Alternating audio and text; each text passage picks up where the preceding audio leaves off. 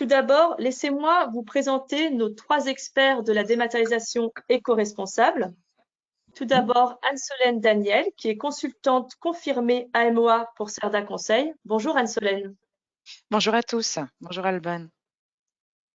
Je vous présente également Pierre Fuseau, qui est expert dématérialisation et directeur général de Cerda. Bonjour Pierre. Bonjour Alban et bonjour à tous. Et puis on est ravis d'être avec vous pour ce webinaire. Et je vous présente enfin Guillaume Vola, qui est sociétaire de la coopérative carbone La Rochelle. Bonjour Guillaume. Bonjour Alban, bonjour à tous. J'ai donc la joie maintenant de laisser place à nos 3 experts et je vous souhaite un excellent webinaire à tous. Merci Alban. Merci Alban. Merci. Eh bien, pour commencer un petit peu l'ordre du jour de notre webinaire, hein, qui est, c'est un sujet chargé et puis c'est un sujet malheureusement d'actualité. Hein. Je pense que vous êtes tous sous les orages, sous la chaleur, etc.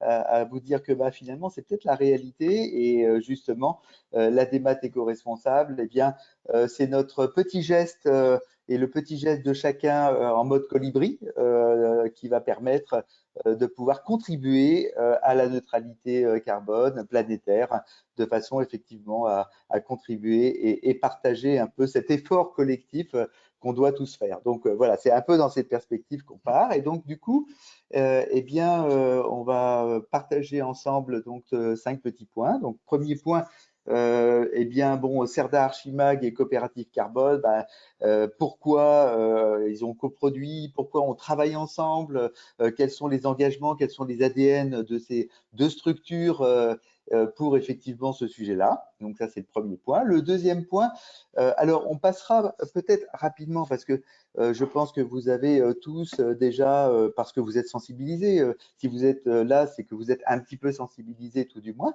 Et donc, du coup, vous avez parcouru des YouTube, des newsletters, etc. Et donc, vous avez probablement aussi suivi quelques interviews assez extraordinaires de Jacobiti ou d'autres, etc. Donc, voilà. Donc, là-dessus, ça sera juste une petite récap pour remettre un peu au carré les différentes informations de référence. Et puis, le point 3, on plongera carrément directement sur le référentiel, puisque le sujet, c'est comment utiliser, pourquoi utiliser, comment décliner le fameux référentiel qui a demandé, et je témoignerai là-dessus, à peu près de 2 ans de travail pour effectivement le produire. Hein, donc, un référentiel signé Cerda et Coopérative Carbone.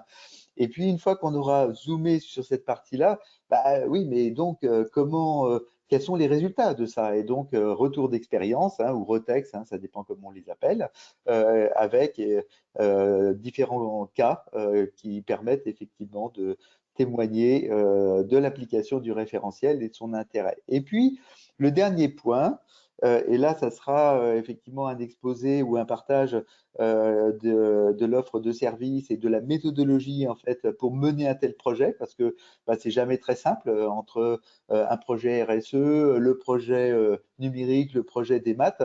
Comment ça s'articule tout ça? Et donc voilà, on verra 3 offres de services. Et enfin, il y aura les questions-réponses sous forme, effectivement, comme le disait Alban, de notes d'information. Voilà. Et bien tout de suite, sans transition, comme disaient nos amis de Canal+, voilà, donc Cerda, Archimag, vous les connaissez pour les activités qui sont l'activité de formation, l'activité de consulting, l'activité de presse et de communication. Donc là, je reverrai ça très rapidement. Mais d'abord, c'est notre raison d'être qu'on a travaillé l'année dernière dans un cadre d'un vrai grand projet d'entreprise qui s'appelle la perma-entreprise sur un modèle de permaculture issu des Australiens en termes de modèle. Et donc, trois principes éthiques qui reposent sur la préservation de la planète. Donc ça, c'est vraiment le pivot central parce que sinon, on ne sait pas trop où on habitera. Prendre soin des humains parce que ça va avec. Et puis, Aussi, il y a les questions de croissance, décroissance, limitation, la notion de partage des surplus, puisque quand il y a des surplus, eh bien, il faut les partager. Et donc, du coup, on a mis en place effectivement un système de redistribution, je dirais, tous ensemble. On n'est pas une coopérative, on est une société privée, mais bon, dans l'esprit, on n'est quand même pas très loin. Et donc, du coup, avec la coopérative carbone, donc vous voyez, ça commence par là, on a fait un bilan carbone, et donc pour le partager, eh bien, on pèse aujourd'hui à date 135 tonnes et donc on a deux énormes sujets qu'on est en train de traiter pour les 2 à 3 prochaines années. Un, Archimag en papier. On a un problème parce que le papier, l'impression, l'envoi vers les abonnés, etc., ça consomme énormément et ça produit beaucoup de gaz à effet de serre.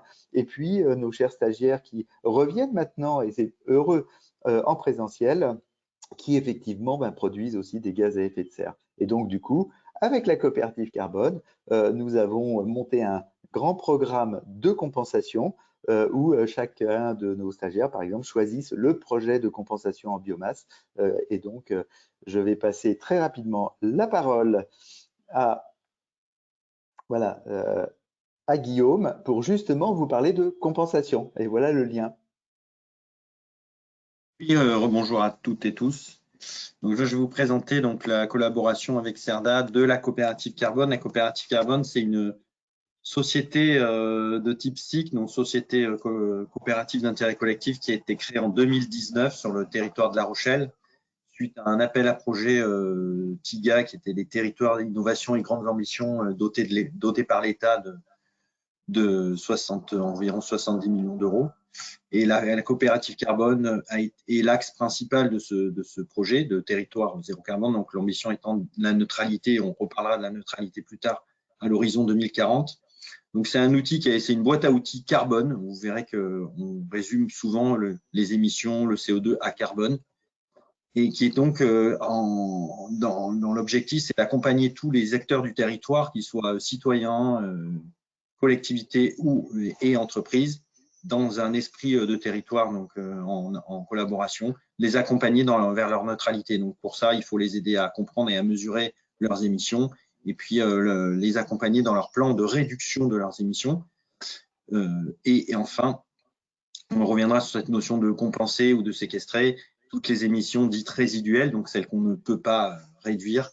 Il faut pour atteindre la neutralité, donc zéro, autant d'émissions que de séquestration. Éliminer, en fait, la séquestration, c'est éliminer le CO2 résiduel de l'atmosphère, c'est en fait mettre en place des projets, mettre en œuvre des projets de séquestration du carbone, donc essentiellement par les sols ou les forêts. Et pour ça, on a en fait l'agrément à la fois du label bas carbone, qui est un label d'État de la stratégie bas carbone française, et aussi un label plus local, donc le label dit LRTZC, qui permet en fait de labelliser les projets.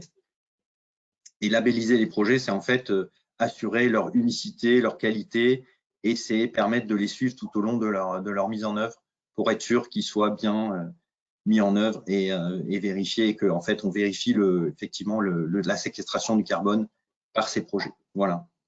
Donc ça, c'est vraiment l'outil de base du projet, qui est plus général de neutralité carbone du territoire. Il y a d'autres territoires qui ont pris cette voie aussi. Donc là, un focus sur la compensation. Donc comme je disais, vous voyez la petite balance en haut, c'est vraiment arriver à une neutralité. Donc autant d'émissions que de séquestration, enfin autant de séquestration plutôt que d'émissions. Donc pour ça, on a environ aujourd'hui une quinzaine de projets dans notre plateforme. On a créé un outil qui me permet de suivre, c'est d'instruire ces projets. Et donc ces projets, ce sont des plantations de haies, des renaturations de tourbières ou des plantations de forêts tout autour de La Rochelle, et plus généralement, puisqu'on travaille avec le CRPF, qui est le CNPF, qui est le Centre national des propriétaires de forêts, donc qui est un peu l'équivalent de l'ONF, mais pour les forêts privées, sur toute la région Nouvelle-Aquitaine. Donc vous voyez le petit schéma, vous avez des méthodes sectorielles qui ont été développées par la coopérative carbone et qui donc permet de mesurer très précisément la captation de CO2 par ces projets. Donc, on reviendra sur certains chiffres, mais bon, une forêt, ça capte à peu près entre 5 et 10 tonnes à l'hectare par an, donc lissé sur 30 ans. Hein, la captation, le pouvoir de captation d'un arbre, c'est à peu près 30 ans. Et ces projets, en fait, qui sont labellisés, vous voyez un exemple de forêt bleue. La forêt bleue, c'est un exemple de projet que nous portons au niveau de la coopérative carbone.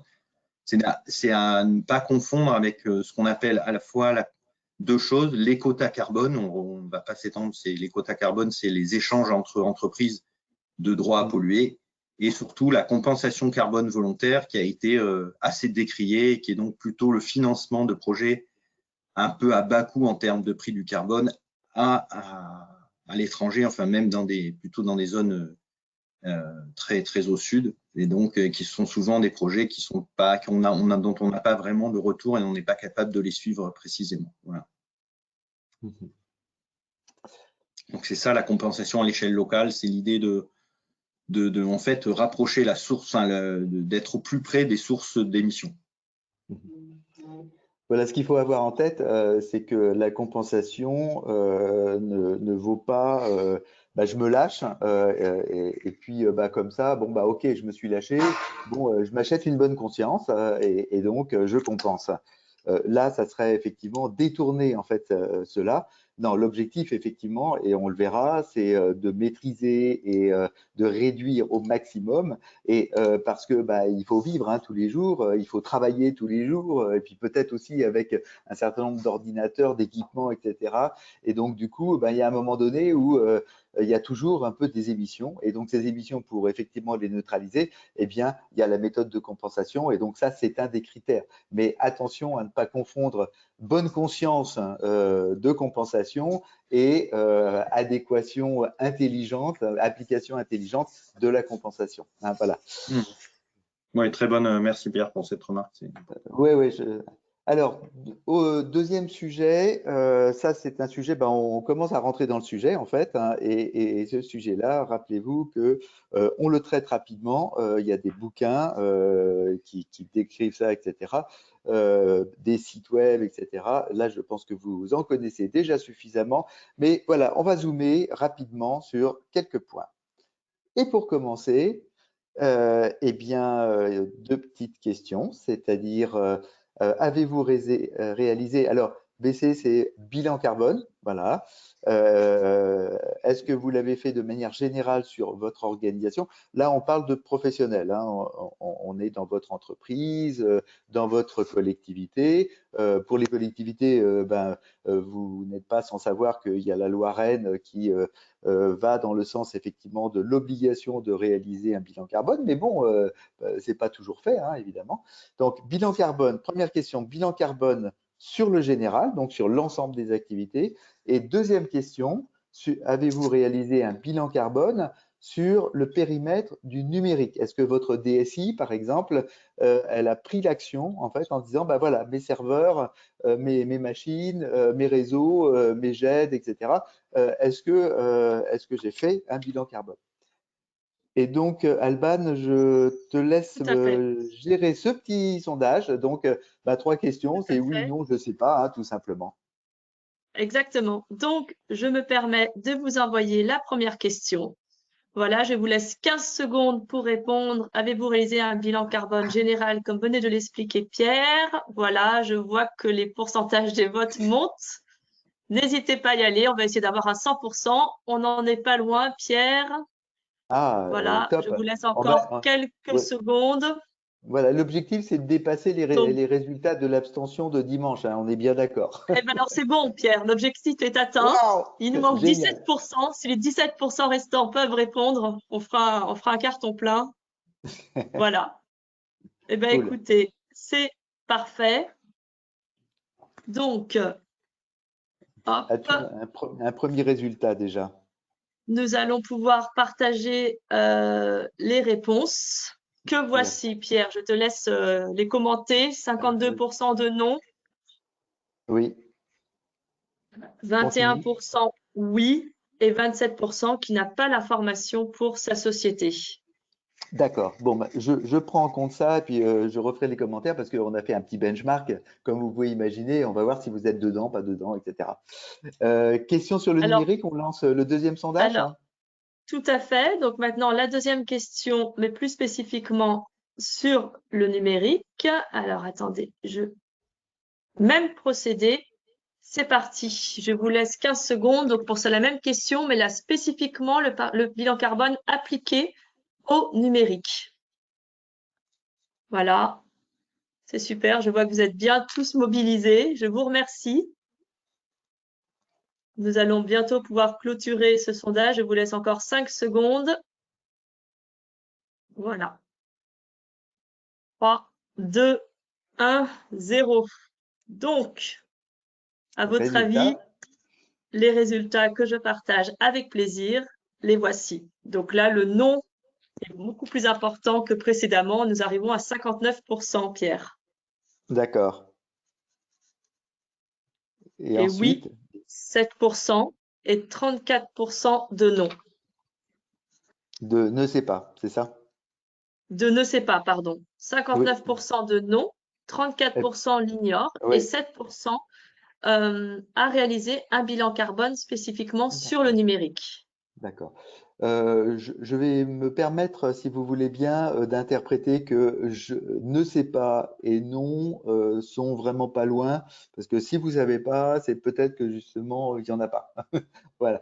En revanche, on va se concentrer effectivement sur les pourcentages des oui, hein, parce que c'est ça qui est intéressant. Alors, ben, moi, ce que j'aime à entendre, en fait, hein, c'est que avec 21% du bilan carbone générique, bah, vous voyez, vous êtes 2 fois plus que la moyenne générale, en fait, qui correspond, selon effectivement le rapport gouvernance de l'information, à 12%. Donc globalement, vous êtes plus sensibilisé, ce qui n'est pas illogique, hein, puisque effectivement, bah, vous assistez à notre webinaire et nous vous en remercions évidemment. Donc du coup, oui, on est effectivement, mais on est à 80%. Là, on est sur Pareto. 80%, bah, j'ai pas fait quoi. Donc c'est quand même encore énorme vu effectivement la situation et l'urgence. Deuxième élément, 7% de oui sur le numérique. Et donc là, en termes de badge, on est à 3,4. Donc vous voyez, on est à 2 fois plus dans les deux cas. Donc de manière identique, il y a effectivement une forte sensibilité et c'est parfait. Voilà, et pour juste une petite information complémentaire, quand on pose la question dans le rapport sur la gouvernance, et on ne vous le posera pas parce que là on va être hyper résiduel, puisque c'est notre sujet aussi, la démat, on est à 0,68%, donc il y a quelques-uns qui ont effectivement se lancé là-dessus, mais pas tant que ça. Et donc voilà, donc ça c'est vraiment un sujet, merci beaucoup, du retour. Et en termes de sensibilisation, donc aujourd'hui, je pense que vous le savez, mais autant effectivement le dire, mais il y a souvent de la confusion. On parle de 2% ou de 4% des gaz à effet de serre émis par le numérique. Alors, évidemment, quand on parle de 4%, c'est vrai, c'est au niveau mondial. Et quand on parle de 2%, c'est au niveau français, puisqu'on a une énergie qui est moins carbonée que d'autres, hein, avec le nucléaire, etc. Donc, du coup, comme il y a une forte consommation d'énergie, on diminue effectivement à 2%. Donc, voilà, c'est ça qu'il faut avoir en tête. Cependant, ce qu'il faut avoir aussi en tête, c'est que dans les 20 prochaines années, on devrait, compte tenu de la massification du numérique et de la démat, avoir une croissance exponentielle et donc on va doubler globalement. Donc on va passer à 8% ou en France à 4%, mais globalement c'est le 4% qu'il faut retenir puisqu'on est quand même dans une réflexion planétaire. Alors du coup, ben, quand on a son smartphone et son ordinateur, ben, en fait, on l'utilise et on se dit, ben voilà, je le charge, donc j'utilise pas grand-chose. Mais en fait, le raisonnement, il est toujours sur la notion de cycle de vie. Ben, quand vous gérez l'information, hein, vous qui êtes expert, soit au niveau SI, soit au niveau de Infodoc, etc., on parle de cycle de vie de l'information. Ben, là, on parle de cycle de vie des systèmes d'information et du matériel. Et donc, du coup, on voit en bas que 14% des émissions, c'est uniquement l'utilisation. En revanche, lorsque vous recevez votre machine, votre ordinateur, votre nouvel ordinateur, eh bien, tout de suite, eh bien, vous avez mobilisé 700 kg de matières premières pour extraire le lithium, l'iradium, etc., donc tous les métaux rares. Hein. Vous avez dépensé dans l'usine qui a fabriqué votre ordinateur 120 kg de CO2, donc sur l'ensemble du cycle de vie. Ça a été fabriqué, ensuite ça a été transporté, donc le camion ou surtout le conteneur au niveau du navire, bah, ça a consommé et ça a produit des gaz à effet de serre. Il y a eu la distribution, ça vous a été livré, et puis après, ben, quand il est obsolète hein, et vous le reconditionnez ou vous le recyclez, bien, ça consomme, ça produit encore des gaz à effet de serre. Voilà. Donc du coup, à chaque fois, il faut absolument raisonner sur le cycle de vie et ben, on vous recommande, Guillaume, Anne-Solène et moi, ce superbe bouquin de Guillaume Pitron, L'enfer numérique, parce que c'est vraiment un vrai polar à lire et un polar qui fait froid dans le dos, évidemment.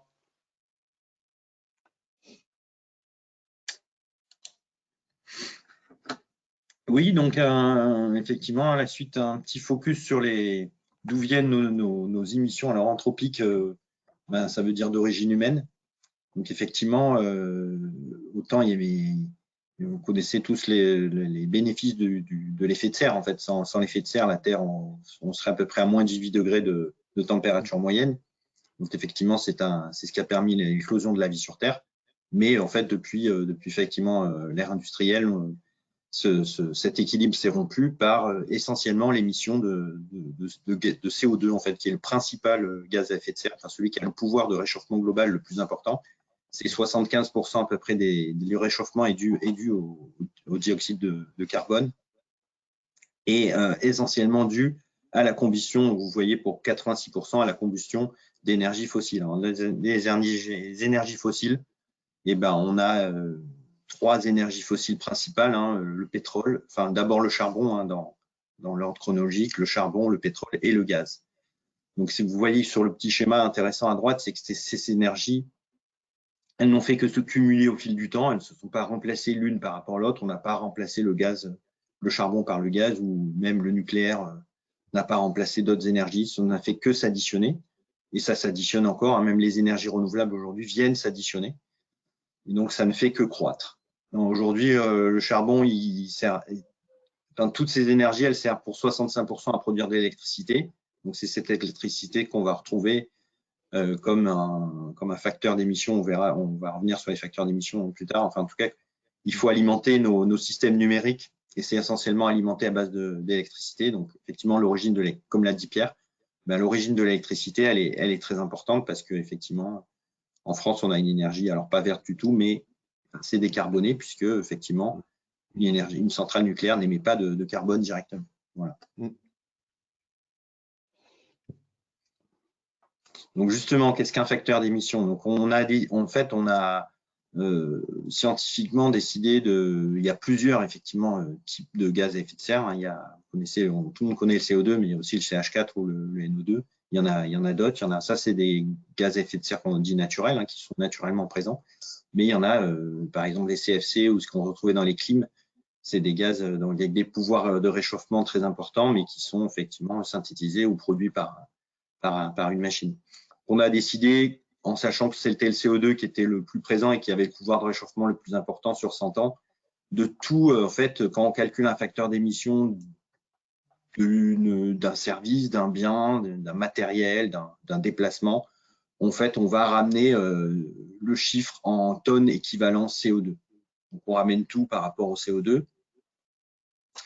Et on peut, vous voyez, si vous connaissez la base carbone de l'ADEME, donc il y a des milliers de facteurs d'émission qui ont été calculés et publiés par l'ADEME. Donc elle en produit régulièrement, elle les met à jour régulièrement. Et c'est vraiment une base de travail très importante pour ceux qui après font du bilan carbone et du calcul d'émissions. Vous voyez, j'ai mis une petite copie d'écran, alors ça date de 2020, mais ça n'a pas tellement bougé. Aujourd'hui, on est autour de 65 grammes. Et donc, c'est le facteur d'émission du mix énergétique français. Donc, en prenant en compte à la fois l'électricité, donc les 80% ou aujourd'hui un peu moins d'électricité nucléaire, plus le reste, plus l'hydraulique, plus le renouvelable. On est autour de 60 grammes de CO2 par kilowattheure. Donc, c'est toujours ramené, en fait, c'est toujours en kilogrammes ou en tonnes équivalent CO2 par unité. Donc, ça peut être par mètre carré, par même kilo-euro dépensé. Et là, c'est donc par kilowattheure puisqu'il s'agit d'électricité.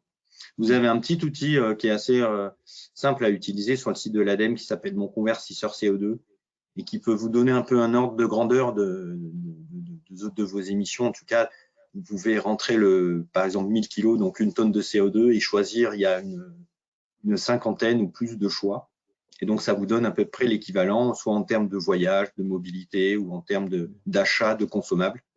Donc, vous voyez là sur le petit tableau qu'effectivement, une tonne de CO2, ben, je n'en cite qu'un, c'est plus de 2200 litres d'eau en bouteille. Voilà, c'est vraiment Voilà. pour partager avec vous l'état de l'art, en fait. L'état de l'art et en sachant qu'on va, en fait, dans le référentiel, vous verrez qu'on vous parlera de facteurs d'émission, donc plutôt en grammes, puisqu'on a ramené nos facteurs d'émission en grammes. Mais c'est important de comprendre que c'est l'unité utilisée pour, en fait, comparer, qui va nous servir à comparer les différents facteurs d'émission de nos différents usages ou services de la démat.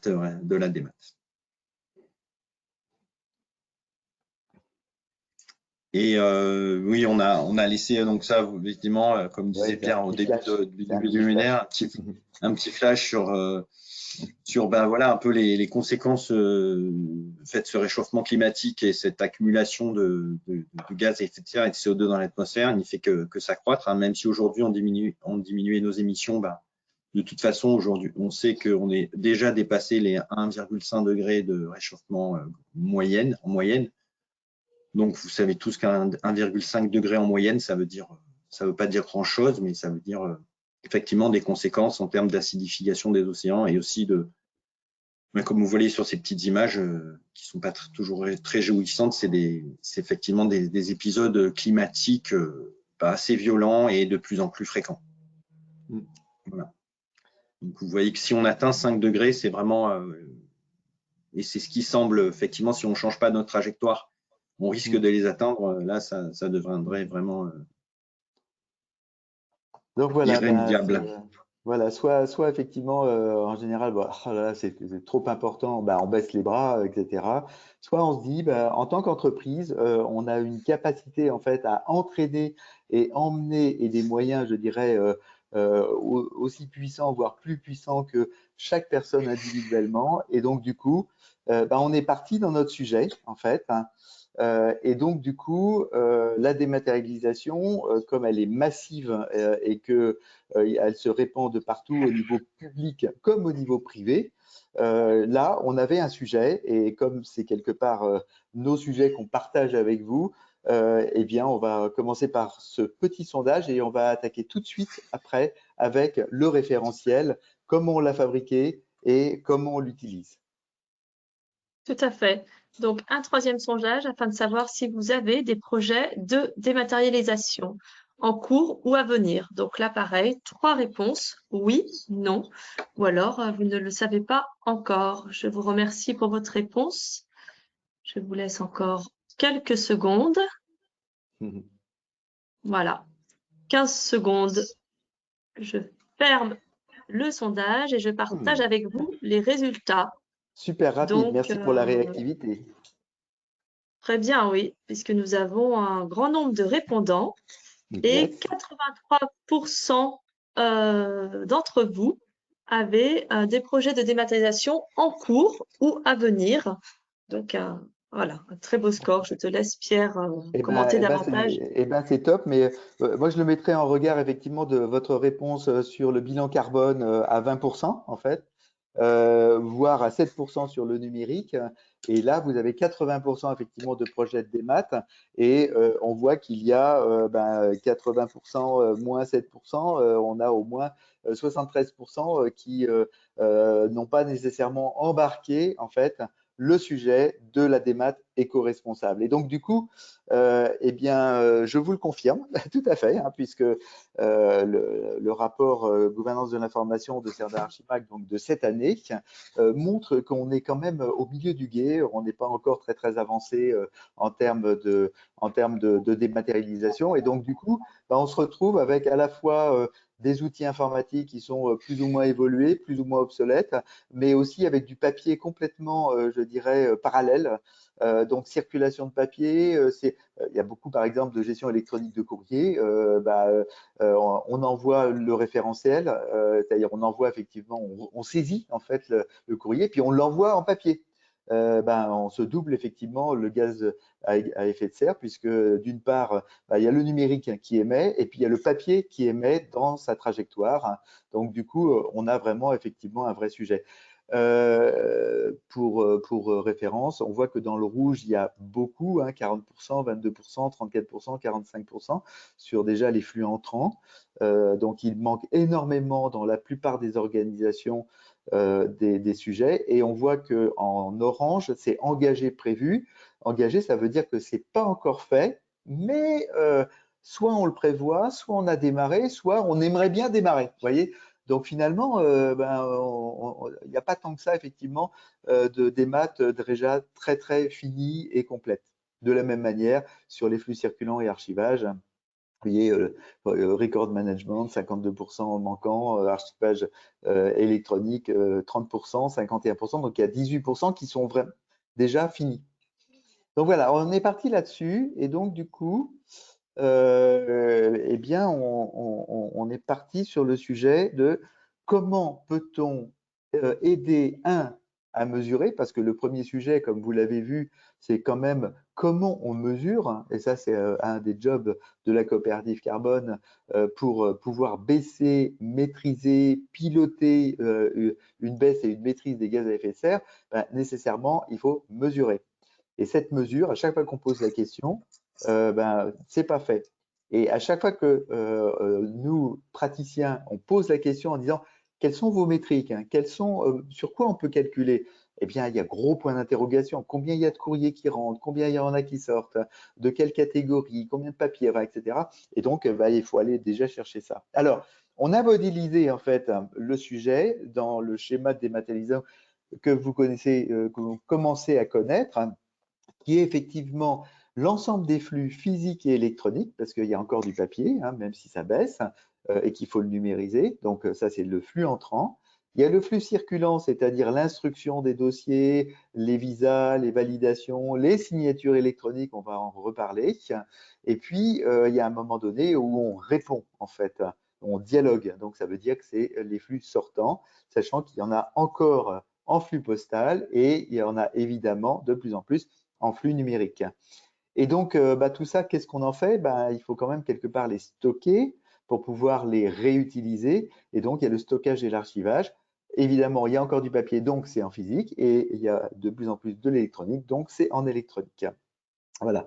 Et donc, le tout, effectivement, il y a la traçabilité, le référentiel et les réseaux qui consomment et qui produisent aussi des gaz à effet de serre qu'il faut avoir en tête.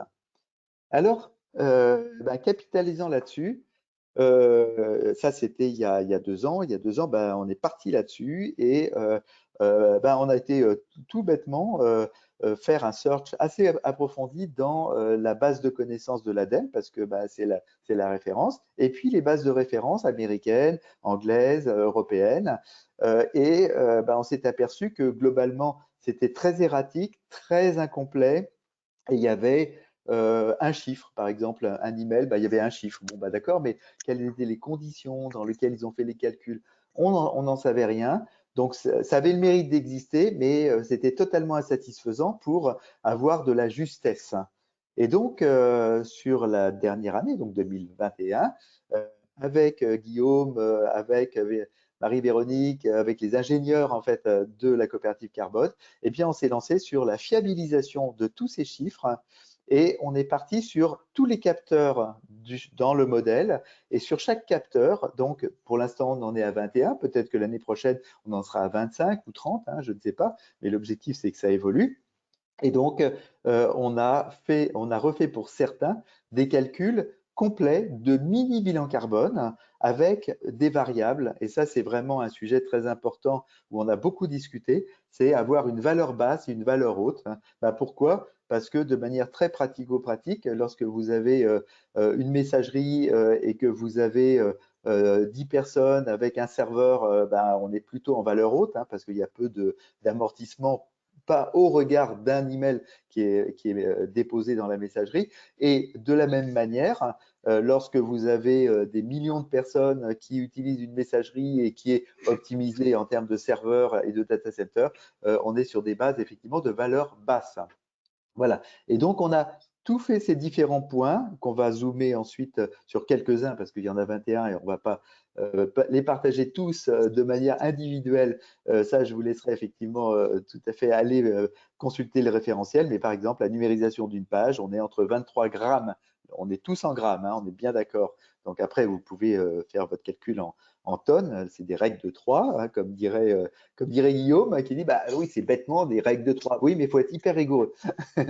Donc le classement papier, le compteur physique, et donc on a capitalisé sur nos connaissances et sur les modalités de calcul de mini bilan carbone, de mini ACV, analyse du cycle de vie avec la coopérative. Et donc un petit zoom, bilan carbone, là c'est vraiment de la culturation et il faut quand même un peu rentrer dedans, mais 3 minutes là-dessus, ça peut faire que du bien. Oui, effectivement, comme disait Pierre, pour arriver à des fourchettes relativement justes et puis précises, on a dû faire des mini ACV, donc des analyses de cycle de vie. Alors, bilan carbone et analyse de cycle de vie, on peut dire qu'un bilan carbone, c'est une analyse de cycle de vie des GES, donc des gaz à effet de serre. Donc, un bilan carbone, c'est une méthode déposée à ADEME qui a été créée par Carbone 4, donc encore une fois, Monsieur Jean Covici, qui est quand même Monsieur Carbone français. C'est une référence. Oui, qui est quand même quelqu'un qui connaît très très bien le sujet. Donc, effectivement, vous aviez répondu que certains avaient fait des bilans carbone, enfin, dans vos entreprises, organisations, on fait des bilans carbone généraux. Donc, j'imagine, ce qui est obligatoire dans les entreprises de plus de 500 personnes, c'est le scope 1-2. Donc, ça soit des émissions directes ou la consommation des flux énergétiques. Aujourd'hui, c'est beaucoup plus rare de faire, enfin, on voit moins de bilans carbone avec le scope 3 qui fait regroupe toutes les autres activités. Vous voyez là des exemples d'activités, donc ça peut être effectivement de la mobilité, du transport, de la distribution, de l'immobilisation de biens, les bâtiments que vous utilisez dans votre entreprise, les investissements, etc., que ça soit en amont ou en aval d'ailleurs de vos activités. Donc effectivement, le bilan carbone, c'est important pour mesurer et comprendre et ensuite, comme l'a dit Pierre, réduire les postes qui peuvent être réduits. Il y en a toujours. Et dans des maths, effectivement, c'est important fait qu'il y a des bons, on va dire, pour simplifier, des bons projets de démat et des moins bons projets de démat. Voilà, donc on s'est basé sur cette méthodologie, je dirais, internationale et réglementaire, quasiment. Oui, qui est cadré. Alors, là, on va peut-être passer rapidement sur la notion de cycle de vie parce qu'on l'a déjà vu sur l'électricité. Et donc, juste zoomer très rapidement avant de passer au retour d'expérience de manière mécanique, vous voyez, on a pris 2 exemples. D'ailleurs, en fait, on a pris 1 méga dans un email, donc un fichier d'1 méga dans un email, eh bien, valeur basse, 17 grammes, valeur haute, 30 grammes. Si à partir du moment où cet email, vous l'envoyez à 10 personnes, eh bien, naturellement, vous allez le multiplier par 10. Voilà, et donc on arrive à 300 grammes en valeur haute et 170 grammes en valeur basse. Si le pendant qui est juste à côté, donc c'est un extrait en fait, on a 1 méga, le même méga du fichier attaché dans le email qu'on met en GED et qu'on va partager avec 10 personnes. Donc, le partage avec 10 personnes, ça pèse uniquement 2 à 3 grammes, donc autour d'une trentaine de grammes en fait, pour chacune des 10 personnes. Mais c'est une seule fois dans la GED. Donc, on a une valeur basse à 17 grammes et une valeur haute à 75 grammes parce que il faut faire fonctionner la GED en fonction des volumes, en fonction des data centers, si c'est optimisé, pas optimisé, etc. Donc voilà, donc ça déjà, premier point, on gagne déjà 10 fois. Et après, on va un petit peu plus loin. Et si on le mettait dans un archivage électronique, et donc on descend en numéro 15 ou 16, et donc si votre fichier que vous avez dans la GED, vous devez le conserver 10 ans réglementaire, je dis une facture, etc., eh bien, pour 10 ans, vous avez le même méga qui va peser 3,8 grammes versus 25 grammes. Donc, vous voyez, par rapport à la GED, on est 3 fois moins multiplié par 2, hein, puisque la GED, c'est 5 ans, on a calculé sur 5 ans, alors que l'archivage électronique, on est sur 10 ans. Et si on passe en archivage long, c'est-à-dire, là, je parle aux archivistes qui sont en patrimonial, là, pour 50 ans, si c'est bien fait, eh bien, c'est le méga, il est pour 50 ans, hein, c'est vraiment le cycle de vie complet, entre 8 grammes et 100 grammes, en fonction de la complexité, du nombre de serveurs, etc. Sur les signatures électroniques, Guillaume, tu peux dire 2 mots? Oui, bien sûr. Donc, on a essayé de… Effectivement, on est parti de l'hypothèse qu'il y avait effectivement encore pas mal de signatures papier, mais qu'on allait de plus en plus vers la signature électronique.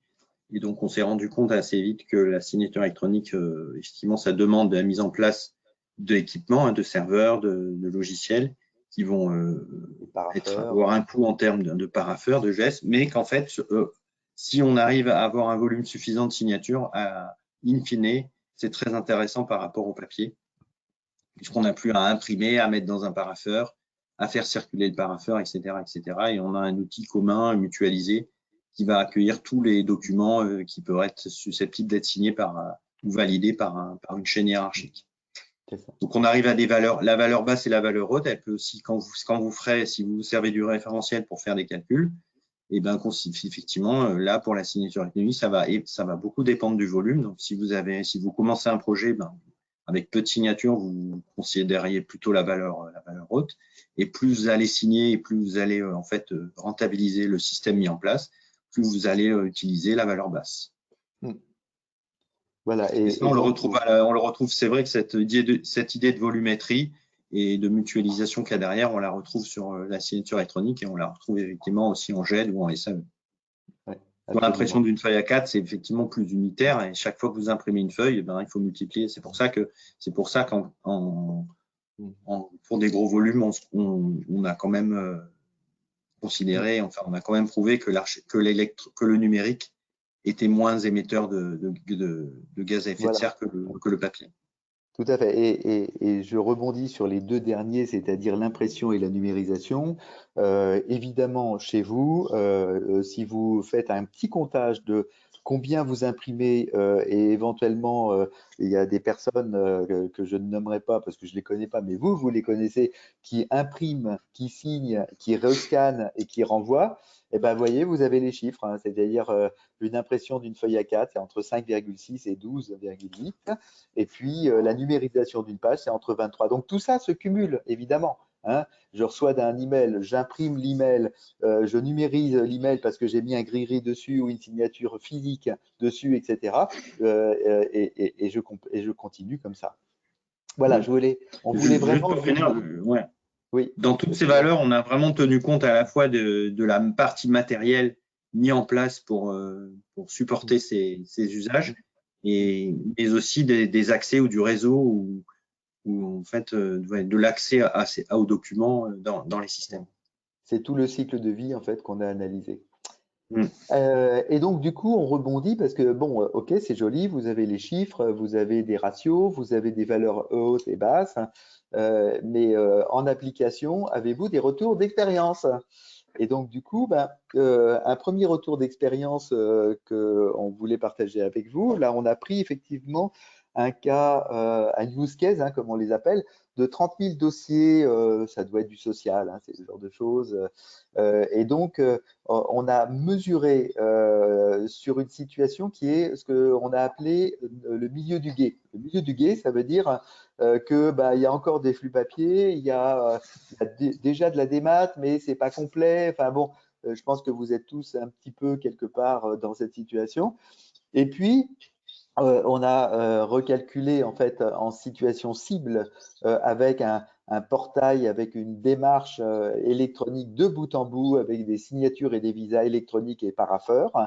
Et donc, on se retrouve effectivement sur alors, si on prend les flux entrants dans la situation au milieu du gué, certes, ça ne coûte pas nécessairement extrêmement cher en gaz à effet de serre parce que il y a peu de manipulation électronique informatique à l'entrée. En revanche, quand effectivement en situation cible, il faut numériser les flux entrants. Donc, effectivement, on a un peu plus de grammage là-dessus. Et puis, et ça c'est très intéressant parce que c'est les flux circulants où là on cumule en fait les circuits papier, les circuits électroniques, les signatures électroniques, les signatures papier, les réimpressions, les numérisations, etc. Et ben là on se retrouve effectivement à 80 tonnes en fait de annuel, hein, on est bien sur une année, donc divisé par 30 000 dossiers, vous pouvez faire le chiffrage et le calcul de la règle des 3. Et c'est là où on gagne énormément dans la simplification des processus et dans la fluidification de ces processus, je dirais, de dématérialisation. C'est là où on gagne effectivement des précieux émissions de gaz à effet de serre. Les flux sortants, ils sont moins consommateurs, on y gagne également. Et au niveau archivage, on est globalement pas identique, mais presque. Hein, voilà, donc ça c'est premier retour d'expérience, premier témoin. Deuxième témoin, Guillaume. Oui, on a un deuxième témoin. Et pour cela, on a pris un projet que peut-être vous connaissez, qui est la dématérialisation des dossiers d'urbanisme et qui devait être mis en place. C'est le suite de la loi Elan qui a été mis en place au 1er janvier de cette année.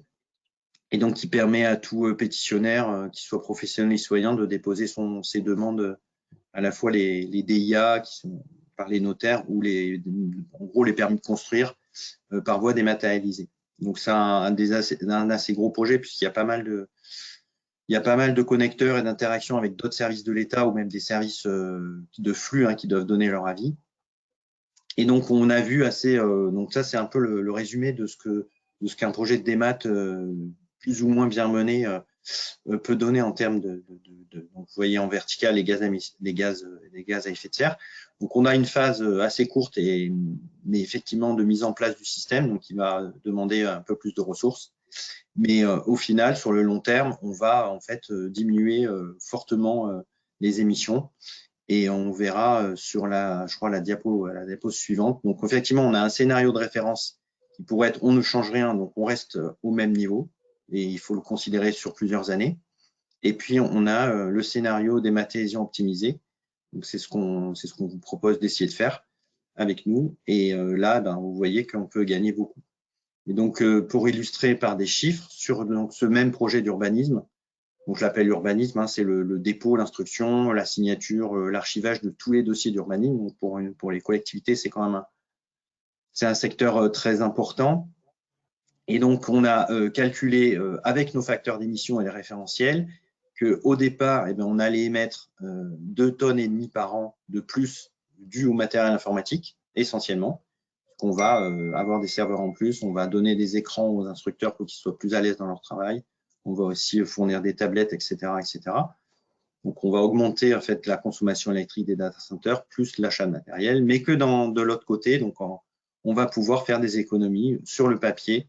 Et vous voyez que le poste le plus important, en fait, c'est les déplacements évités, parce qu'évidemment, entre une personne qui va faire un certain nombre de kilomètres pour venir déposer son dossier en mairie, ou la même personne qui va pouvoir le déposer numériquement et facilement, on peut effectivement faire beaucoup d'économies. On a aussi dans notre projet prévu effectivement des salles de visio pour les professionnels et ça évite aux architectes ou aux promoteurs de se déplacer pour des réunions. Ils peuvent faire ça à distance et ça facilite grandement les choses. Surtout quand ils ont une impression de grands plans qui sont quand même très gourmands.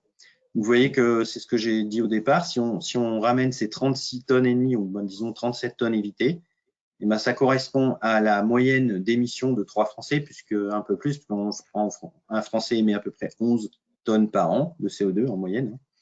Et c'est ce qu'il faudrait, si on veut donc compenser ces émissions, eh ben, il faudrait à peu près planter une forêt de 10 hectares ou un peu moins, puisque c'est ce que stocke à peu près une forêt de 9 hectares par an en France. Voilà. Donc, vous voyez, c'est assez, en fait, là, on se rend compte que c'est assez, c'est pas, on va dire facile, mais avec le référentiel, vous pouvez, pour vos projets de dématérialisation, une fois que vous avez bien cadré le périmètre et récolté les volumétries de vos différents flux, et ben, calculer, en fait, assez facilement en termes de tonnes équivalent CO2, ben, le plus et le moins. Et donc, prendre des bonnes, et du coup, prendre des bonnes décisions pour essayer d'être éco, comme on l'a dit, éco-responsable. Oui, moi j'ai en tête un retour d'expérience qu'on a eu tous les deux et qu'on a appelé d'ailleurs le cas Katia. Elle se reconnaîtra peut-être si elle est connectée, voilà. Et donc systématiquement, il y avait un processus en fait, et je tairai les noms évidemment, hein, un processus d'entrée en électronique, ensuite de réimpression. Ensuite de numérisation et de RAD, donc de reconnaissance. Et ensuite, effectivement, il y avait le traitement dans une JED, un archivage, etc. Et du coup, et avec le stockage physique, hein, il fallait compter effectivement avec ça. Et donc, en faisant les différents calculs, on a démontré en fait que ce processus était effectivement très générateur de gaz à effet de serre et qu'on pouvait réduire de 80% ces émissions parce que là, on était dans une mauvaise pratique, hein, on va dire ça, mais rien n'avait été effectivement mesuré, alors même que effectivement l'organisation avait pour elle en fait des engagements RSE au plus haut niveau. Et donc, justement, on n'avait pas fait le lien entre la démat, le numérique et les engagements RSE qui étaient peut-être restés encore trop, je dirais, théoriques. Donc là, on est pratico-pratique. Voilà, on le démontre. Il y a une réduction. Et c'est là-dessus, effectivement, qu'il est intéressant d'agir. Hein. Ouais. Hein, voilà, je pense on peut dire ça. Est-ce qu'on peut ajouter quelque chose, Guillaume, sur les sujets de retour d'expérience? C'est vrai que c'était un très bon exemple, assez simple et en fait en quelques minutes, hein, enfin assez rapidement, elle connaissait bien son sujet, il faut dire, mais en quelques minutes, on a pu lui montrer en détaillant 2-3 scénarios qu'on pouvait arriver à réduire d'abord, je crois, d'un facteur 5 ou 6 ou peut-être plus, et puis progressivement, même en mettant plusieurs actions en place, vraiment arriver à 90% de réduction sur un flux qui était l'arrivée de factures au sein d'un service. Donc, il y a un cas use case qu'on peut reproduire quasiment dans toutes les entreprises. Oui, absolument. Sachant, il faut toujours que vous ayez en tête hein, que le papier, de manière théorique, on se dit, oui, le papier, finalement, ça ne consomme pas d'électricité, donc finalement, c'est très, très bon pour les émissions de gaz à effet de serre. La réponse est malheureusement non. Pourquoi alors, on rétorque, mais si, le papier que j'utilise, c'est un papier issu des forêts éco-responsables. Oui, ok, mais tout de même, l'arbre, il a fallu le couper. Et vous ne l'avez pas coupé avec votre voiture électrique. Hein. Vous avez des machines avec du gasoil, etc. Ensuite, vous avez dû le broyer. Ensuite, vous avez dû le laminer. Ensuite, vous avez dû le blanchir avec un peu de chimie quand même, hein, quelque part. Vous avez dû le laver, donc avec un peu d'eau, quelque part. Et puis ensuite, vous avez dû le mettre en rouleau, ensuite le transporter, ensuite le découper, ensuite le livrer, le mettre sous blister pour que vous puissiez ensuite le mettre dans votre imprimante ou votre copieur de façon effectivement ensuite à vous en servir. Donc à partir du moment, et là j'en veux pour preuve toute l'analyse qui a été faite sur le cycle de vie d'Archimag, hein, du magazine Archimag, de manière claire, le papier est extrêmement émetteur de gaz à effet de serre, de manière tout à fait claire. Hein. Donc ça, c'est dès qu'il y a du papier quelque part, il faut se poser la question et souvent au niveau des archives, les archivistes disent bah oui, nous on n'a pas de sujet là-dessus parce qu'effectivement on range les archives dans des bâtiments qui sont éco-responsables et donc comme ça bouge pas, de toute façon c'est très bon. La réponse c'est plutôt non. Pourquoi? Parce que tout simplement, il y a du papier et il faut le calculer, le papier qui rentre dans le bâtiment. Et le bâtiment, il a fallu le construire. Donc là, on est effectivement sur des sujets d'éco-responsabilité, même dans les stocks de papier et d'archives papier, en fait. Voilà, je voulais faire un petit incursion du côté du papier parce que ça fait partie de l'écosystème du numérique et évidemment de notre sujet de la dématérialisation. Alors, tout ça, le sujet, c'est, on va commencer par quoi? Comment on prend le truc par quel bout, en fait, hein? Parce que, OK, on a un outil qui est le référentiel, on a des politiques RSE que vous avez dans vos structures, mais personne ne sait trop nécessairement par quel bout prendre le sujet.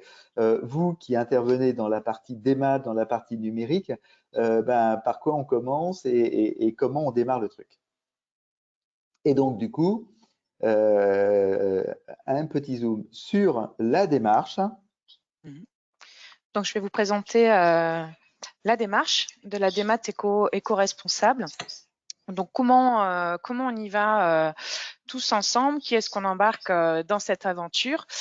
Donc, on peut identifier 5 acteurs principaux dans la démarche. Le principal acteur concerne nos SI pour aligner et faire évoluer les solutions applicatives que nous avons déjà à disposition, faire évoluer éventuellement les infrastructures, modifier les paramétrages et ou pourquoi pas réaliser des développements en vue de réduire les gaz à effet de serre.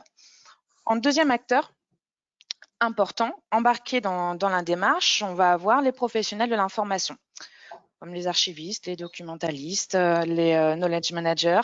On va embarquer ces métiers-là en vue d'avoir une meilleure organisation des flux d'informations dans le cadre de la gouvernance. Donc, c'est important d'avoir ce premier binôme, SI et métiers de l'information. Et ensuite, embarquer également avec nous les responsables RSE pour aligner cette démarche et être cohérent dans l'embarquement vers le démat éco-responsable. N'oublions pas les métiers, bien entendu. Les directions métiers sont des acteurs importants de cette démarche. Pourquoi? Ce qu'on va aller rechercher avec eux, la simplification des processus et des usages en vue de réduire les actes générateurs de CO2. Donc, on peut travailler sur l'utilisation des messageries, vers un changement du coup de mode de signature, traiter les vracs numériques. Ça, ce sont des sujets aujourd'hui très porteurs. Donc, ce travail-là ne se fait pas sans les directions métiers. Donc, le SI, le métier de l'information, RSE et direction métier. Et n'oublions pas notre direction générale qui va pouvoir porter le projet au plus haut niveau et le faire ruisseler au niveau des équipes. On a besoin de cette direction-là aussi pour communiquer, aligner la stratégie, parce que la démat éco-responsable, c'est aussi un sujet porteur de sens pour l'entreprise pour laquelle on travaille. Donc, il est important de décliner sous forme de plan de communication, par exemple, les actions réalisées à travers la démarche éco-responsable. Donc, c'est un engagement avant tout aussi de la direction pour promouvoir les éco-gestes, promouvoir les bonnes pratiques en termes de gestion d'information. Et entre nous, de toute façon, vous avez déjà pour 80%, vous avez répondu, j'ai un projet de démat. Et donc ce projet de démat sur 80%, évidemment vous l'avez. Vous n'allez pas déclencher un projet de démat éco-responsable pour l'éco-responsabilité. Vous êtes dans un projet de démat, vous êtes dans des projets de démat avec des S, évidemment, parce qu'il y en a plusieurs. Et du coup, renforcer vos projets de démat avec ce volet éco-responsable, ça, c'est quelque chose qui est très pertinent et qui va effectivement enrichir, réappuyer, renforcer en fait les actions, notamment auprès des directions métiers qui, eux, c'est eux qui ont presque le plus d'efforts à faire parce que il faut qu'ils changent en fait des habitudes de travail dans ce sens-là. Et on sait que les changements de processus de travail au quotidien, eh ben, c'est jamais facile, c'est toujours extrêmement compliqué. Excuse-moi, Anne-Solène. Bah merci, hein, merci pour ton complément, Pierre. Alors du coup, ce que je vous propose, c'est déjà voilà, d'aller un petit peu plus vers le concret en termes de méthodologie. On commence par quoi? Souvent, c'est le démarrage qui est difficile. Donc nous, de par notre expérience, on peut déjà vous donner voilà, des grands jalons, des grandes phases clés pour pouvoir mener à bien un projet de démat éco-responsable.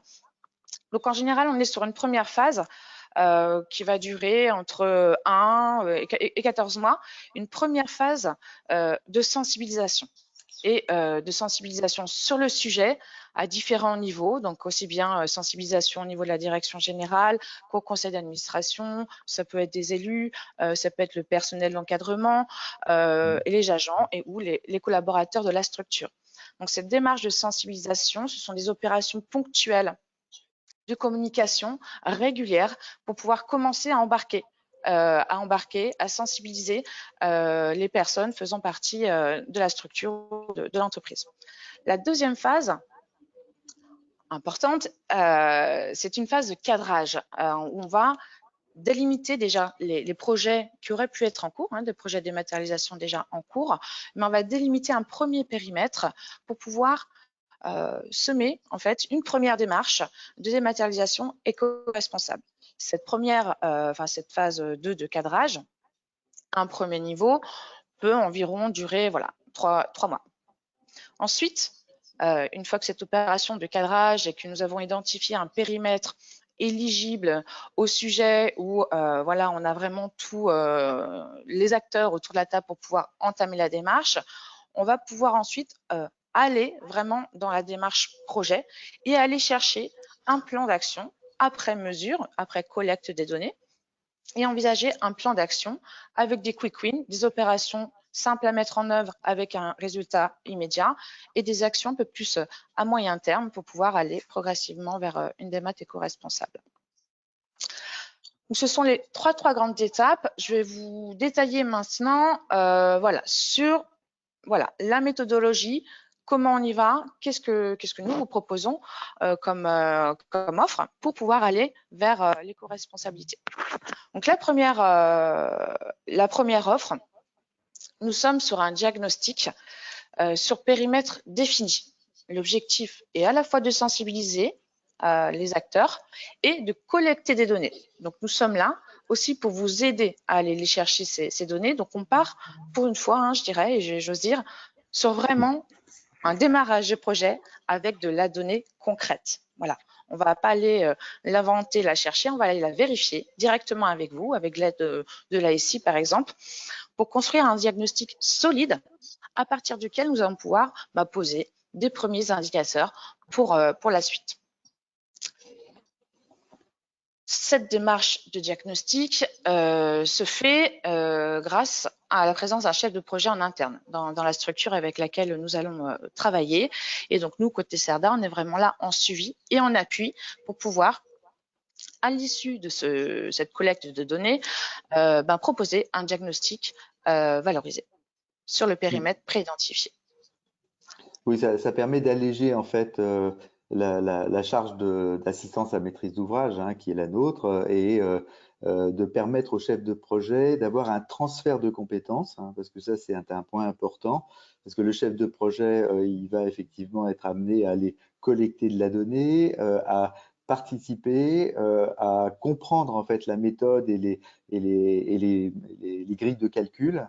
Et donc ça c'est vraiment un point important parce que ensuite il sera probablement en capacité ou en envie, s'il a le temps, d'être en capacité de continuer en fait sur d'autres projets ou d'autres périmètres. Donc l'objectif c'est de prendre un périmètre qui soit suffisamment significatif, de style gestion électronique de courrier, flux entrant, flux sortant. L'éditique, c'est vraiment des points très intéressants parce que on s'aperçoit à tous les coups, en fait, et là je parle un peu sur le diagnostic, à tous les coups, c'est que quand on fait de la démat éco-responsable, on fait de la démat moins coûteuse.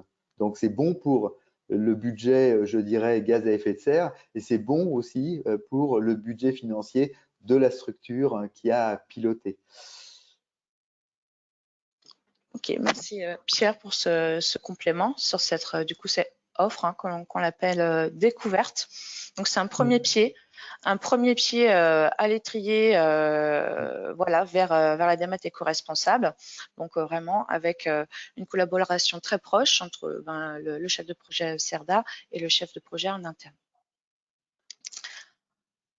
La deuxième étape après ce diagnostic, c'est le scénario. Le scénario et la feuille de route pour pouvoir approfondir et mettre concrètement des actions derrière ce qu'on a pu observer à la phase diagnostique.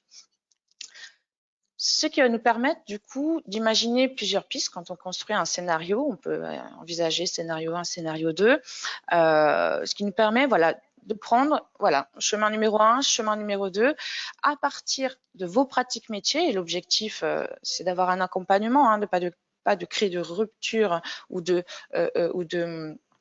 changement trop fort dans les usages, c'est vraiment de l'accompagner. Les scénarios sont là pour aider aussi à la décision sur le bon chemin à prendre par la suite et à mettre très concrètement dans notre feuille de route qui est embarqué dans le changement, qu'est-ce qu'on va faire, quel est ce changement et quelles sont les échéances de ce changement. Et tout ceci a pour but du coup d'optimiser et de transformer progressivement les usages et peut-être aussi les outils en fonction des outils que vous avez dans votre entité. En rebond par rapport à ce que tu dis, Anne-Solène, l'offre découverte, en fait, on applique un moyen-âge, en fait, enfin un moyen-âge, une moyenne des différents grammages que vous avez vus en valeur basse et en valeur haute. Parce que il faut effectivement, on est sur du diagnostic et donc on a besoin effectivement d'avoir une valorisation un peu moyenne parce qu'on n'est pas rentré dans les détails de l'infrastructure, des data centers, etc. Alors que là, on va adapter les valeurs à la situation détaillée. C'est-à-dire, est-ce qu'on va être plutôt vers la valeur basse ou plutôt vers la valeur haute en fonction des solutions de l'hébergement. Est-ce que c'est du on-prem ou est-ce que c'est du cloud ou du SaaS? Est-ce que vous êtes sur de l'installation interne en data center, en host chez vous ou pas? Donc là, je parle de l'infrastructure, mais de la même manière, effectivement, au niveau des solutions que vous utilisez, des scanners que vous utilisez, etc. Donc ça c'est un premier petit zoom. Et le deuxième petit zoom, on parle de schéma directeur de système d'information. C'est pas partout existant, hein, les schémas directeurs, et loin s'en faut. Mais quand ils existent, ils sont dimensionnés avec des projets, des sous-projets, etc. Mais du point de vue SI, donc du point de vue de la DSI, et aussi du point de vue des métiers. Et du coup, on va capitaliser là-dessus parce que ça fait partie d'une donnée d'entrée en disant quels sont les sous-projets ou les projets, donc soit informatiques, soit métiers, qui ont la meilleure capacité d'aller vite vers les gains en matière d'émissions de gaz à effet de serre. Et donc, on va encore plus vite quand il y a un SDSI, c'est encore plus, je dirais pas facile, parce qu'il y a du dialogue, de la discussion. Tout ça, c'est du projet transverse, hein, donc c'est complexe. Mais en revanche, on s'appuie là-dessus. On a travaillé dans une collectivité sur ce type de sujet. Il faut s'adapter sur la méthode du SDSI et puis ensuite adapter la méthodologie, effectivement, dont on a parlé, du référentiel, etc.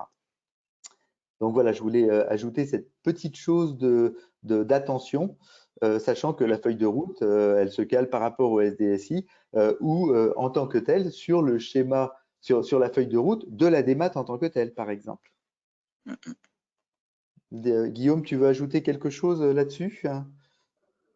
Non, je crois que vous avez bien tout résumé. Ok, super. Effectivement, on pourra faire après sur l'utilisation des valeurs basses et hautes, ça peut être effectivement un peu déroutant au début, parce qu'il y a plusieurs critères à considérer, mais en fait, quand on l'a fait sur un projet ou sur un exemple, après, on peut assez facilement choisir. Puis quand on ne sait pas, comme tu as dit, on prend la moyenne. Voilà, vous tapez à la moyenne, comme ça vous avez l'ordre de grandeur, mais après il faut rentrer un petit peu plus dans les détails pour vraiment avoir plus de réalité en fait. Ouais. Et puis Après, de toute façon, c'est un ordre de grandeur et mesurer, ça sert aussi pas à vous donner un chiffre absolu vrai. On a un état initial et on veut aller vers une optimisation. Donc, ça nous permettra aussi de mesurer en prenant les mêmes valeurs, on pourra de toute façon mesurer le delta positif, enfin positif au sens où on va moins émettre de gaz à effet de serre une fois qu'on aura mis en place les actions. voilà. Ça sera de toute façon comparable entre la situation A et la situation B. Et l'étape suivante, c'est justement d'avoir la capacité de mesurer combien pourra vous coûter la compensation, in fine. Tout à fait. Hein, il y a un moment donné, Ah ouais. il y a des projets de biomasse à ce qu'on financer, appelle, donc du coup, voilà, c'est OK. Voilà. Ce qu'on appelle ça les émissions résiduelles, celles qu'on peut pas réduire. Eh oui. Ouais, il faut vivre, ou alors on se donne la mort, mais ça c'est un autre sujet. Hein. Après, oui, ça fait donc partie de la troisième étape d'accompagnement. Après cette première étape de diagnostic, de collecte de données, de scénario, feuille de route, on arrive vraiment à la phase d'accompagnement. On passe vraiment à la mise en œuvre de la feuille de route. Et les étapes clés de cet accompagnement passent par la mise en place de réunions de suivi de projet, de suivi du coup de la progression des actions, puisque dès le départ, on a des données. Et au fur et à mesure du déroulement des actions, on va pouvoir voir progressivement décroître en fait ce volume. Donc, à travers cette mise en place d'actions opérationnelles, on va pouvoir aussi lancer, comme le disait Guillaume, des actions de compensation sur des indicateurs que l'on ne pourra pas baisser. Donc, en termes d'accompagnement, c'est vraiment de l'assistance à la communication, c'est faire évoluer aussi le niveau de formation des personnes qui vont relayer le sujet ou piloter le sujet en interne. Si Pierre, tu peux faire un complément ou Oui, on a vu un retour d'expérience sur la formation qu'on a, donc la première session de formation qu'on a donnée sur la démat responsable, qui était très riche et intéressante. Effectivement, les personnes qui étaient là, on a à la fin un plan d'action qu'on met en place avec eux en collaboration. Effectivement, c'est très important de pouvoir convaincre au niveau direction générale de l'opportunité de telles actions. Effectivement, ils nous ont dit qu'ils avaient besoin d'exemples et puis surtout ce dont je vous ai parlé, c'est-à-dire d'essayer d'illustrer les chiffres qu'on mesure par, ça correspond à tant de kilos de viande par an ou tant de kilomètres de déplacement en train ou en avion. Effectivement, et de l'autre côté, en termes de séquestration, c'est la plantation de tant d'arbres ou d'une forêt de tant d'hectares, etc. Ça, c'est des visuels des visuels de communication qu'on peut vous donner et qui sont assez efficaces. Voilà, et effectivement, face à cet effet énorme de réchauffement, etc., de démarrer avec des éléments concrets, pratiques, mesurés, dans un délai précis, parce qu'effectivement, il y a un plan d'action avec le mois prochain, le mois suivant, etc. On n'est pas sur, dans 20 ans, on sera, etc. Là, la démat, c'est tout de suite, en fait. Et donc, partons effectivement sur des démats très rapidement opérationnels, comme par exemple l'archivage électronique.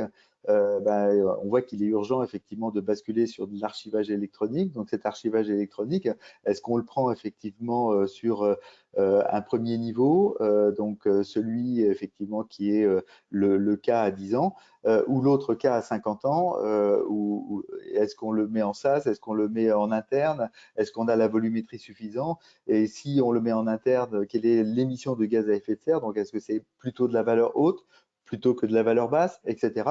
Voilà, c'est tous ces éléments effectivement qui sont concrets et pratiques à prendre en compte et qui sont ensuite valorisables dans le cadre des rapports RSE, mais de manière très factuelle et très pratique en fait.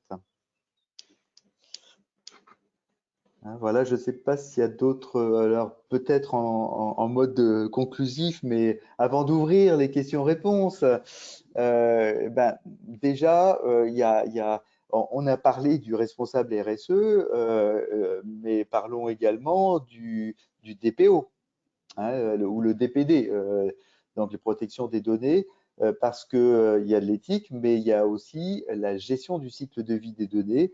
Et donc, du coup, il contribue également à baisser, parce qu'il faut supprimer des données, et donc, du coup, il a une action, en fait.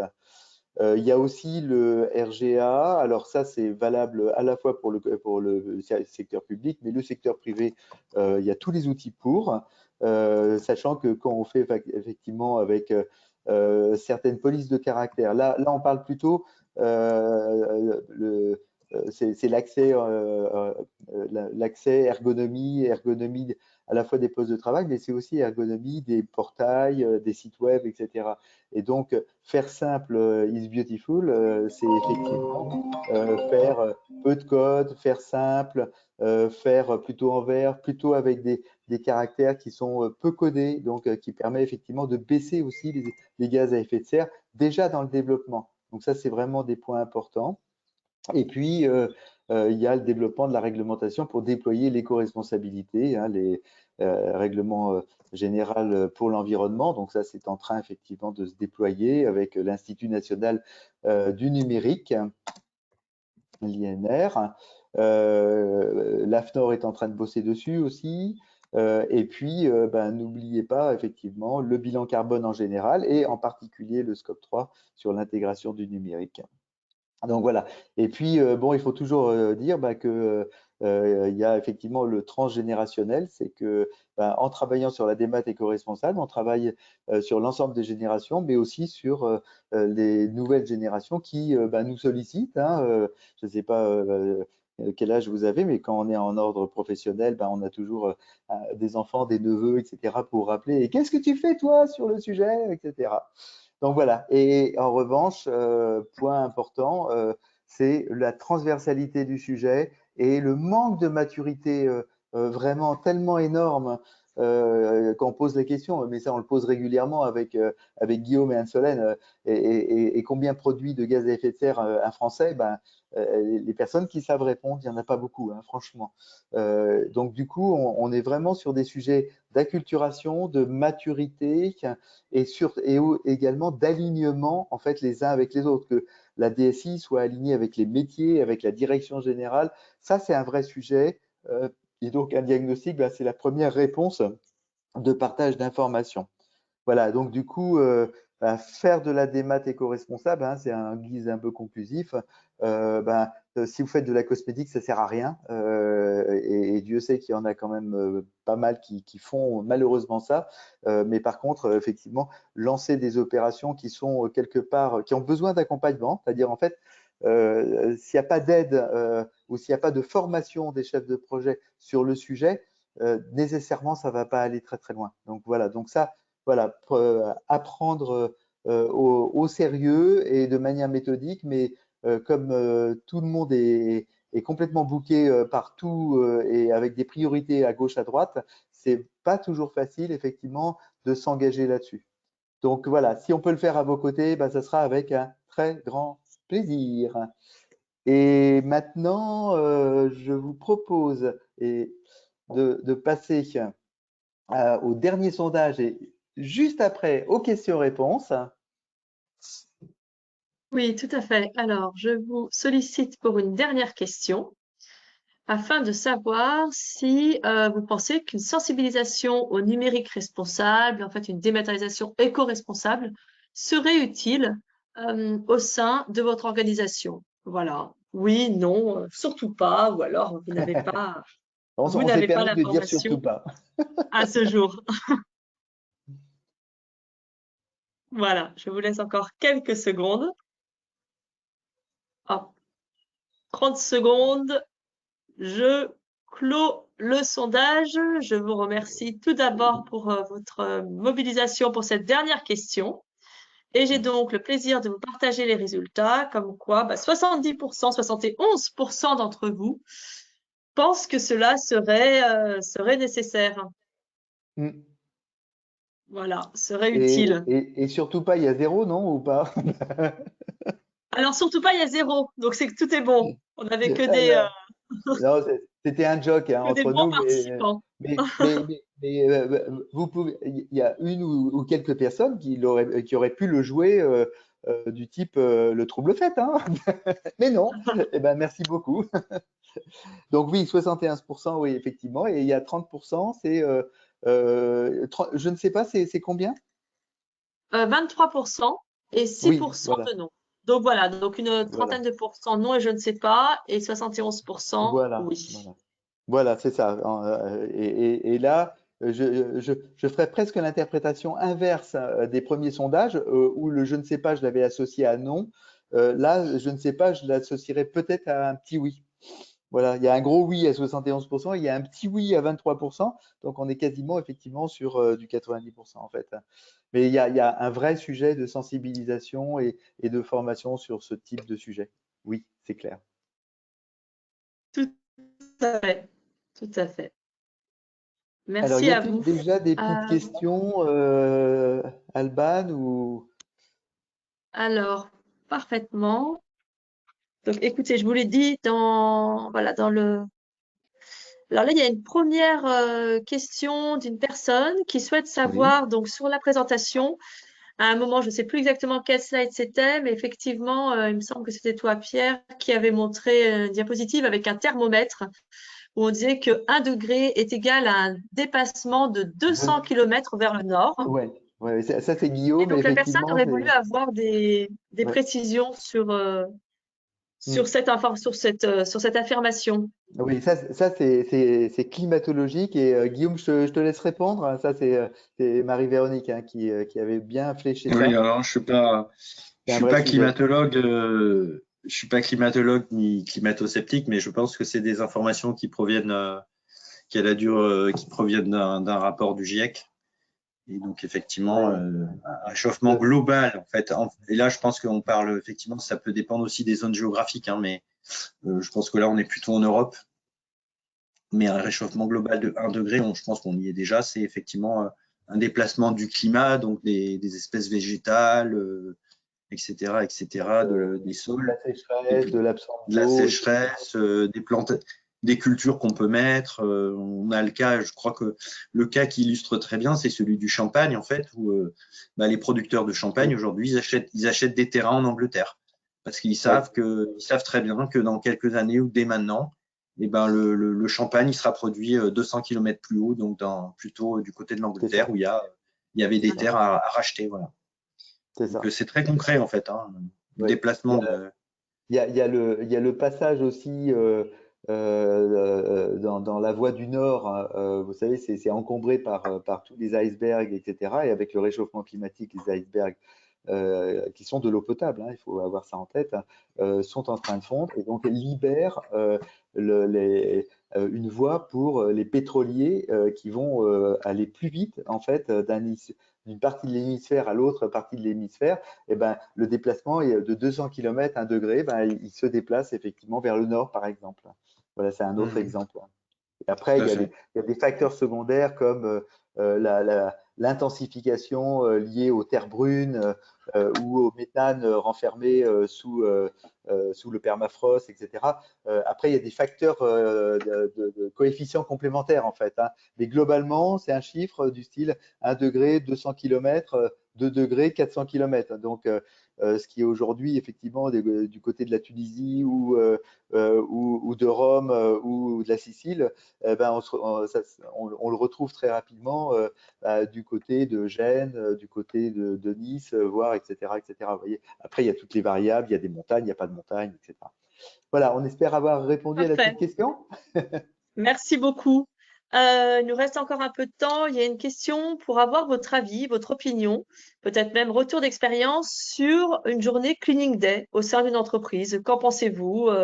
Avez-vous un retour d'expérience là-dessus à nous faire part? Alors, le cleaning Vas-y, Pierre. ouais, tu l'as fait ou On l'a fait, je crois qu'on l'a fait, c'est organisé par notre direction des transformations numériques. Bon, ça se fait un peu partout maintenant. Moi, je trouve, enfin, allez, personnellement, je trouve ça très gadget. Ou alors, il faut que ça soit très bien préparé parce que c'est un peu sur la base du volontariat, même les chiffres, même ensuite, là, c'est du déclaratif. Alors, évidemment, ça ne sert pas à rien. Hein, nous, ça nous a permis, par exemple, je sais que l'agglomération, suite à celle de l'an dernier ou de l'année précédente, a financé, a compensé. Et donc, effectivement, on a récupéré un financement pour nos projets.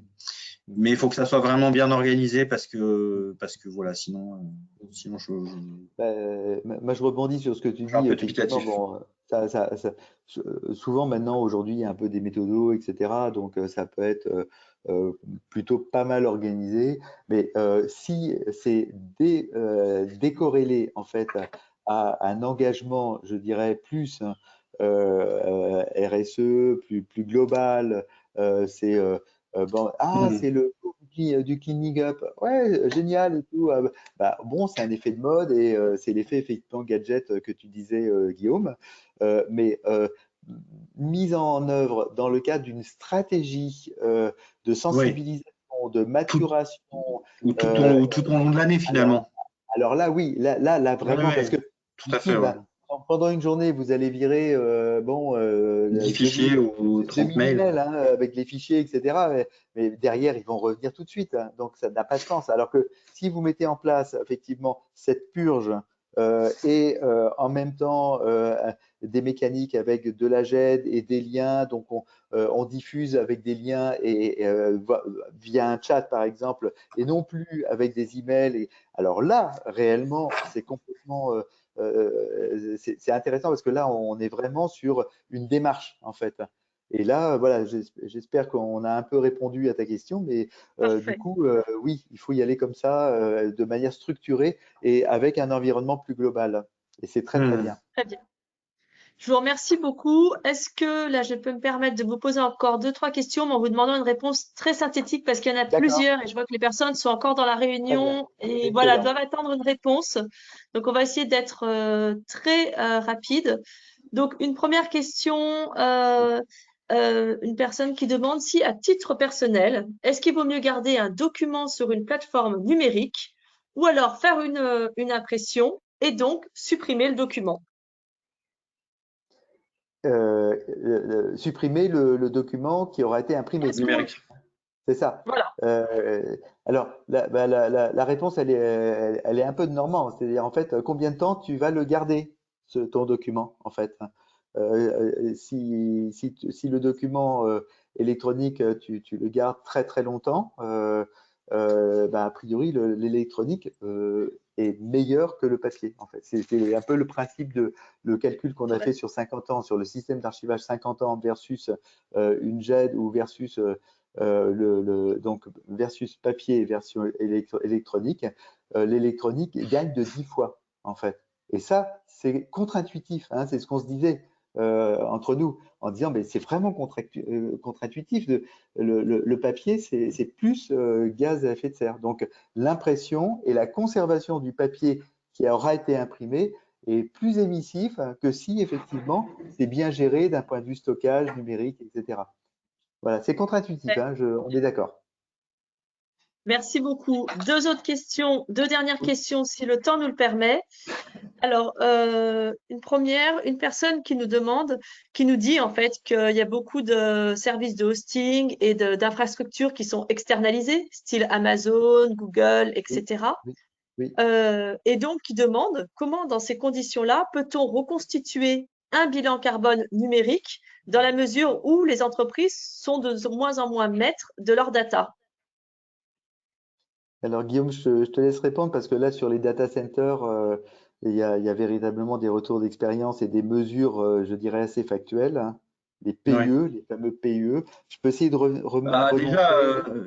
je dirais que la donnée, elle soit chez vous ou hébergée. De toute façon, votre hébergeur, il doit vous donner des chiffres. Enfin, il est censé vous fournir, si vous lui demandez les chiffres de son, effectivement, là on a effectivement, vous voyez ce qu'on appelle le PUE notamment, c'est fait l'efficience du data center. Donc effectivement, plus on mutualise et plus on a des serveurs bien gérés, plus on va consommer en fait l'électricité qui va arriver globalement dans la salle serveur, elle va aller de plus aux serveurs eux-mêmes et pas se disperser dans d'autres équipements ou avoir effectivement des serveurs qui sont sous-utilisés.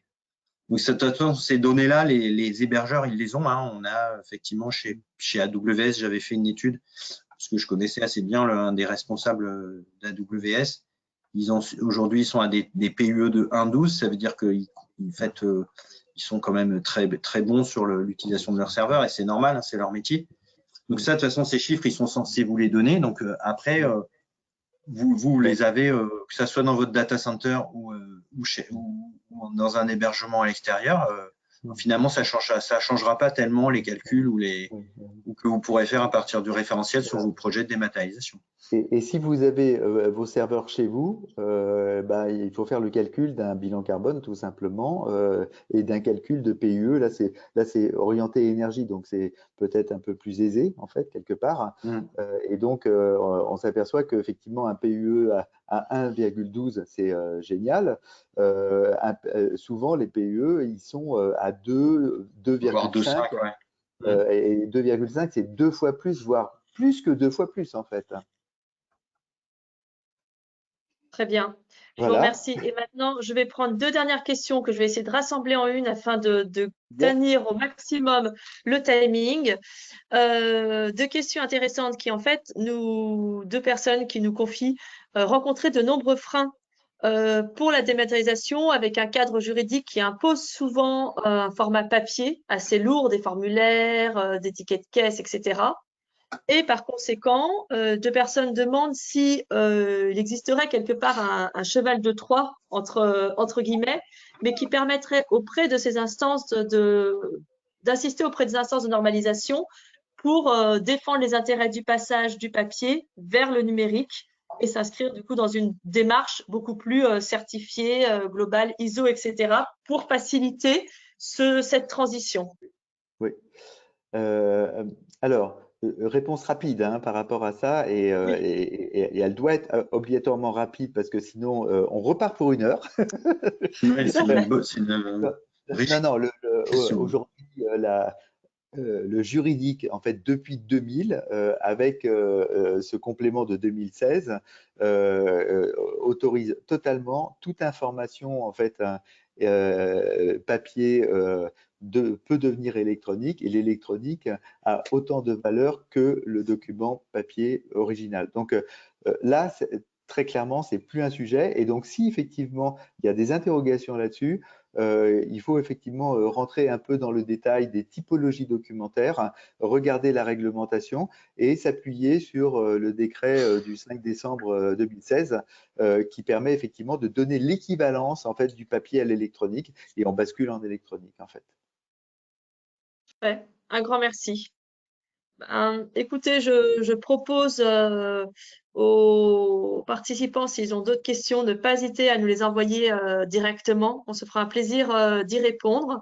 Et je vous rappelle aussi que vous aurez la joie de pouvoir revisionner cette séquence avec le replay qui vous parviendra dans les prochains jours. Un grand merci à tous. À bientôt. Oui, bonne journée. Un grand merci à tous. Merci à vous. À bientôt. Merci beaucoup. Merci beaucoup. Au revoir. Au revoir. Au revoir. Au revoir.